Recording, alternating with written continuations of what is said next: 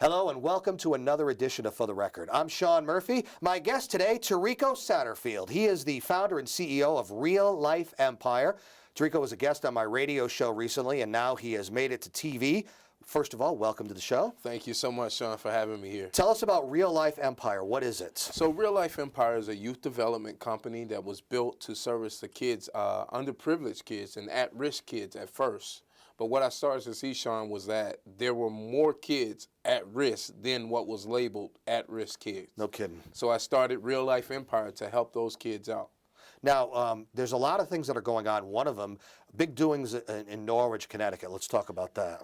So what's going on and what we are doing in Norwich right now is there's an old YMCA that was closed for 6 years, and I felt like it was time for it to be reopened. One of the things that I'm hearing from tons of families there is there's nothing for our kids to do. There's nowhere safe for our kids to go, nothing quality for them to do here in the city. And so what I did was I took it upon myself to step out here and say, let's open the YMCA building. And as a company now, I'm pursuing renovating and opening up this YMCA for the kids. Wow. Now, that's not something that you can do on your own. I know you have your own company and everything, but this is something, it's a big enough task that you need help with it, right? You have to have help. There's a saying out there that we all know that says it takes a village to raise a child. Well, I'll tell anybody, it is definitely time to bring the village back together. I believe that something happened here in the country, not just in Norwich or in this area, New London County, where we all began to isolate because things got hard. The economics and the economy failed and things started getting difficult in people's households, people having to work more, so that turned everybody on themselves. And so now the village has kind of evaporated. Well, I think it's time to bring the village back together and get people re-engaged in being a community, not just saying we're a community, but being a community. So this is a community project, not a Real Life Empire project, but it takes the citizens, it takes churches, it takes business owners. I'm saying all of us, let's come to the table. Local politicians. And local politicians, everybody. Let's do this for our kids. Let's really invest in them. Let's back up a little bit and talk about how, you know, you kind of got this epiphany one day because you obviously were doing something else. Yeah, right? yeah. But what brought you to this conclusion and what brought you to sort of go in this direction and say, let's do this? I'm glad you said that. Epiphany, it was actually, I felt like my life was purpose for this. I looked at my own life, honestly, working in the school system. I started to see kids. I started in alternative education at East Lyme High School. Were you a teacher? I was an instructional assistant at the time. Okay. But while I was an instructional assistant, a funny thing started to happen where they would ask me for my opinion on these difficult students. And it turned into me creating character development classes for kids, which then turned into me mentoring kids, which turned into me tutoring kids. And so the ball just kept rolling. And once I moved here to Norwich, I started working in the after-school program. I was hired by the YMCA. Oh, wow. I was hired by the YMCA to work in the irony. To work in the after-school programs. And from there, I started to see the needs of the kids and started to bring programming into the after-school programming at Norwich Public Schools. And kids started to say in the school day to me, Mr. Satt, this stuff is great and it's awesome. But a huge problem is we get to hear this when we're here or when we get in trouble, but any other time when we're at home, we don't get this kind of information. It kind of goes by the wayside. Right, it goes by the wayside. And so what I thought about for myself was I was this kid. I was that kid that was at risk, if you would, from a single parent home, parents struggling to make it, not really motivated about education. And so I started to think to myself, what was it that grabbed your attention? What helped you change your outlook on life? And it was a program that I was involved in called Positive Youth in Action. And that program literally became the catalyst for me seeing life differently, renewing my mind. And also the other thing was the principles that I was raised in. I was raised in the church. And so the morals and things that were a part of my life kind of set me up, if you would, with a great foundation and helped me to alter what was bad thinking and get me in a place where I could be an asset to a community versus a liability. Were you a liability to the community? Were you like a kid that got in trouble? I or anything? was. Really? I was. I had issues Even a good growing up. church-going kid? Even a good church-going wow. kid. I actually, when I was in college, I was kicked out of school. What school did you go to? I went to Stillman College, and I participated in their theater program at the University of Alabama in Tuscaloosa. But what happened for me was, in school, I still had a lot of old mindsets and old mentalities and tried to do things the way I learned them in my neighborhood. But it wasn't working out. That's like street education. Street education. Yeah. And that education is beneficial, but the problem was that I didn't have the other piece. Right. And so what happens is instead of being an asset and adding to the community in a valuable way, you find yourself taking or extracting from the community and pulling things away, and now you're a liability. You're getting in trouble. You're potentially going to jail. Now you pulling on taxpayers' dollars. Right. So for me, it was important enough for me I knew I wanted to be an asset. I knew I wanted to be valuable. And so I started to focus my energy on things that would help me become a valuable person. The first thing for me that was most important was my relationship with God. That core foundation that my grandparents instilled in me down south was to love God, and so that's what I was like, man, I need to get my life together. When you're a kid and you're going to church and everything, it's almost like sometimes you're going through the motions and you don't take it as seriously as when you're adult. I just want to get through this so I can go out play or whatever. Exactly. Let's get this over. Right. Isn't there a football game or a swing set out there I can play on? But what I found out was those things were foundational, and what I hear today in schools is the kids don't have any manners. Right? They don't Teachers have will manners. tell you that. And you being in the school system, you probably saw that firsthand. Oh, my goodness. Every day you see it. No respect. No respect. And all the things that we're describing, I thought about, I was like, what kind of program is there that exists or that don't exist that would help kids have these kind of standards in their lives? What better program than a YMCA? And so I saw that YMCA building, and it hurt my heart when I saw that Y close when it did close. And then stay vacant for so long. And stay vacant for 6 years, I think it's been. I couldn't believe that a YMCA was not making it. I couldn't believe that a city wasn't rising up to actually save it, whatever it took to save it. It's a little bit of an indictment on the city, because to be honest, you can go downtown in that city and see a few boarded up storefronts, and that should not be the case. Exactly. I told them when we're boarding things up, boarded up areas and abandoned places attract people that feel abandoned and boarded up. And so it's not until we start taking some boards down off of things and start pumping life back, investing in the properties, where life is going to start to come back to the city. I think New London downtown is a good example of sort of a rejuvenated area where there's a lot of small businesses now that popped up. Exactly. And, especially very active in the summer. And you can't talk about bringing life back to a city without bringing up young people. You can't bring your city back and exclude young people. And they need something to do. They need something positive to do. If they don't have positive things to do, then like I do.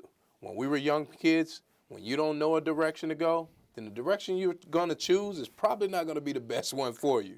I want to go back to the school system because I found it interesting that the other faculty somehow were able to identify you as someone who could relate to the kids a little bit better because they were always asking your advice. Mm-hmm. What should we do? And it ended up you developing these special programs. Mm-hmm. What is it about you that they saw that you could be much more relatable to the kids that they are, besides just that they're the grown up in the square or whatever? I think, Sean, I think that they saw the kids flock. I'll tell you an incident that happened. I was at Norwich Free Academy one day. I just walked in to just go to a basketball game. And when I walked in the building, the kids in the stands that knew me just started coming out of the stands, and it was really crazy. Mr. Sat, Mr. Sat, oh my God, there's Mr. Sat. And a particular person, I won't call their name, but a particular person at NFA took notice to that. And they said, wow, who is this guy? An administrator? An administrator. Okay. A superintendent. Okay. Good thing we didn't mention any names. Right, we didn't mention names, but they took notice of that and said, I want to know who he is, because if kids are running to him that way, then he's somebody that we should know. And so I'll tell you at the core of who I am, what I believe the difference is, the secret to my sauce, if you would, is transparency.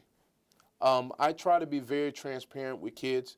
I don't hold secrets, and I don't feel like my life story is something that I need to protect away from them or keep private from them. I need them to know that I had struggles just like you. I didn't like school just like you. I struggled in classes and to learn information just like you. But guess what? Look at me today. You're working with kids today. It's like you're going full circle, you know. Exactly. I tell kids all the time, I didn't like reading. But you look at my nightstand or talk to my wife about what I'm doing all the time, I'm always reading. On my flight last night back home, I was reading, listening to information. And who would have thought that I would be a guy reading? Because when I was in school, wasn't really interested. But now I found that passion. And so now I want to infuse the same thing into our kids. I'm a business owner. Right, you know, and it's interesting that you say that because we've had a lot of nonprofits on this show and try to do things to help out the youth and the community. The way I describe you is you're taking a very unique approach in the sense that your company, being a for-profit company, is a way to try to move this project forward with some sustainability, because there are so many nonprofits that have tried this and kind of fallen by the wayside, and probably because of lack of funding. Exactly. What I'm finding is, even since I've been engaged in my own business and partnering with other nonprofit sectors, well, I was involved with a nonprofit in Norwich, and I was utilizing that space to have leadership academies and step classes for kids. And last May, that company folded. I was involved with the YMCA in Norwich. It folded. And so many programs that I'm seeing that kids are actively involved in are folding because they depend on grants to make it. They need resources to make it. And let's be honest, in these, we're sort of out of the recession now, but there was certainly a time when giving to nonprofits as often as people might want to do it, it probably not was high up on their ability level. They had to pay the bills first. Your priorities had shifted. Yeah. And so because those priorities shifted, obviously, who suffers? The kids were suffering. And that's something, Sean, for me that was really important. What I started to see was you have this interesting dynamic going on in the United States right now where schools are doing all that they can to try to service kids and trying to pull more resources in the building. But their budgets are being cut and slashed. And then you have parents at home who don't have enough money, or that are trying to figure out, parents who were in corporate America getting laid off, people looking for jobs and trying to find something to work. But you have this interesting dynamic. You have the kids sitting right here in the middle of all of the chaos that's surrounding them. And now what we see in schools are our kids are struggling. Wait a minute. And they're supposed to be the future, right? Right. And they're the forgotten piece that was there all along and has been there all along. And so now we have a lot of criminal activity in schools. Now we have kids not wanting to be in school. Now we have kids in the community tearing things up. And sadly, maybe bringing guns to school. Bringing guns to school. Like all kind of things happening in school system where we all like, whoa, this wasn't happening when I was a kid. There wasn't security in schools right, when we were there wasn't security there. And so it made me think about what did exist when we were kids then. What's the missing component? What was occupying our time? What was occupying our time? And it was programs that we were able to go to. There was some youth center, some kind of program. Something after school. Something after school. And so I said to myself, okay, I need to find a way to build something that's sustainable for kids so that it doesn't fade away. And I said, why not ask the community to be a part of building this type of a legacy? Because this is not just about one generation of kids. I was telling somebody today, the thing I love about kids is they don't fade out. Right. They keep coming back. My generation will grow up, and there's another generation. That generation will grow up, and there's another generation. But you want them to have opportunities, but you want them to have the best opportunity so that they can get to their optimum level of who they are as a person. We got a lot more to get to, so we're going to take a break now. Why don't you give out the website for people to go and learn more? So if you want to learn more about Real Life Empire and what we're doing right now, go to Facebook. That's the best way for you to find out about Real Life Empire. Go to Facebook. You type in that word, Real Life Empire. It's REALIFEMPIRE. Or you can look me up, Tariko Satterfield, and you'll find Real Life Empire through that. Thank you so much, Sean. Tariko Satterfield is the founder and CEO of Real Life Empire. We'll take a short break and come right back. I'm Sean Murphy. This is For the Record. Stay right there.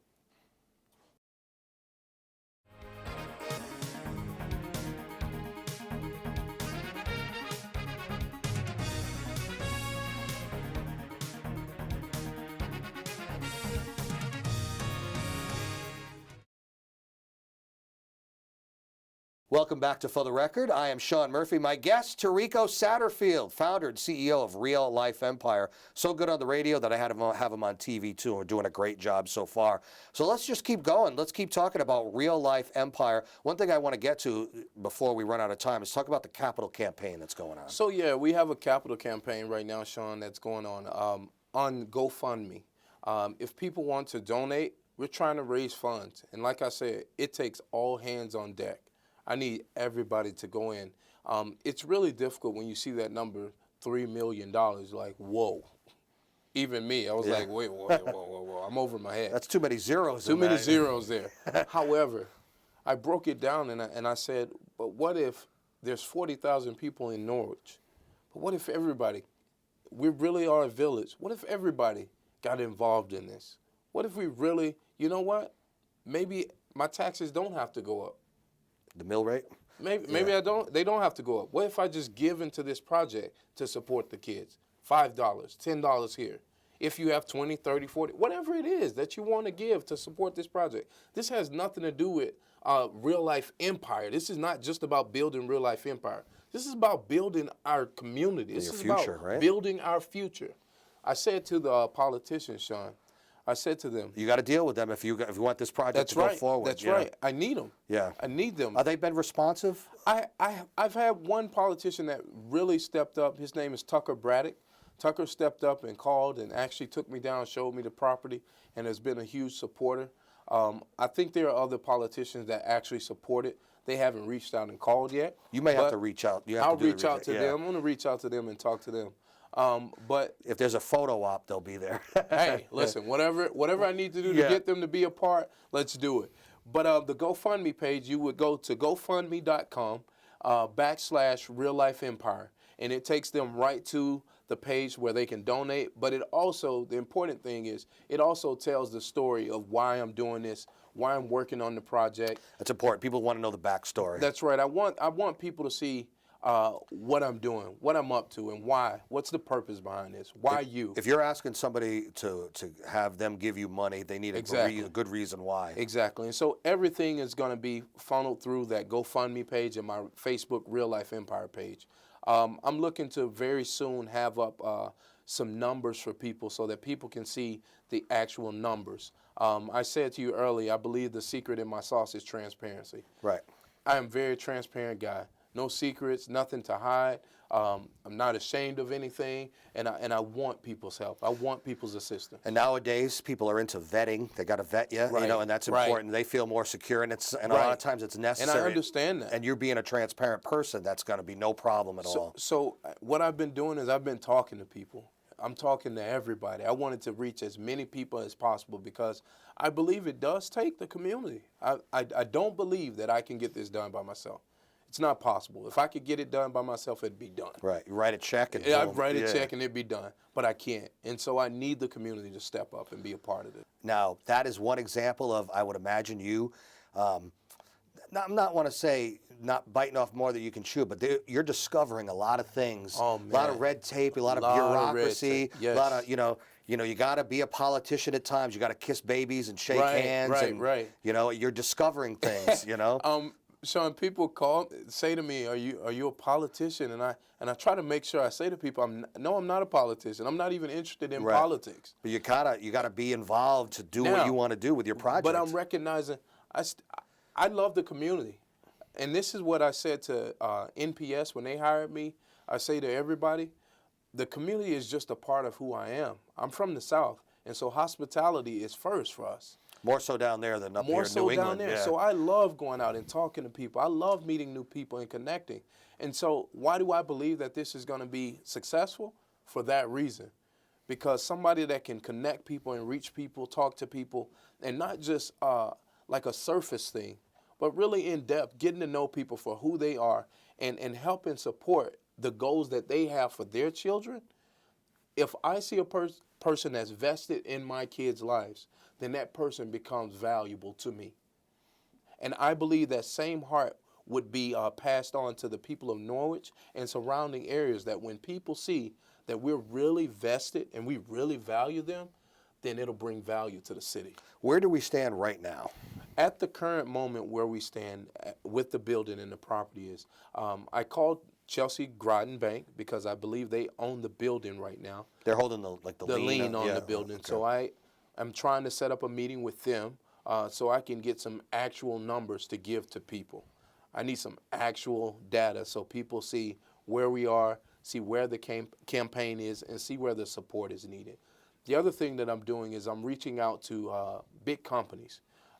I've reached out to Magic Johnson Enterprises Right. to talk to them and see if there's anybody out there that would step up and support the work that we're trying to do. Corporate sponsorship is so important. Corporate nowadays. sponsorship. We have big business here in the city. We have Walmart. We have Big Y. We have all these companies here that I feel should value our community enough to give back into it. Our citizens are going in and pouring monies into these stores. And so why not say, this is something that we feel like we should be a part of.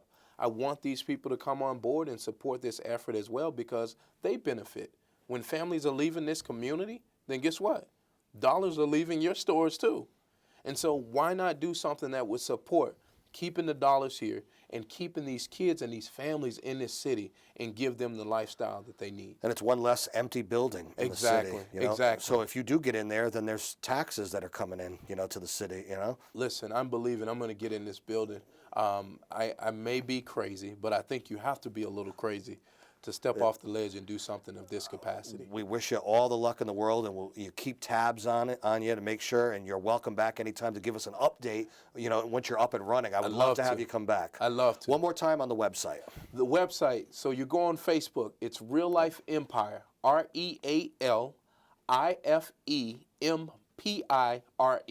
Real Life Empire. Please go and check us out. You update it all the time? Updated all the time. You'll see me posting every day so everybody can see what's going on. Tariko Satterfield is the founder and CEO of Real Life Empire. We learned a lot today. We wish you all the luck. We hope this project thank you so much, Sean. Really happens. And thank you for being on the show. Appreciate it. Thank you, Sean. That is our show for today. You can see this show and many others on our YouTube sites. Until next time, I'm Sean Murphy. This is For the Record. Take care.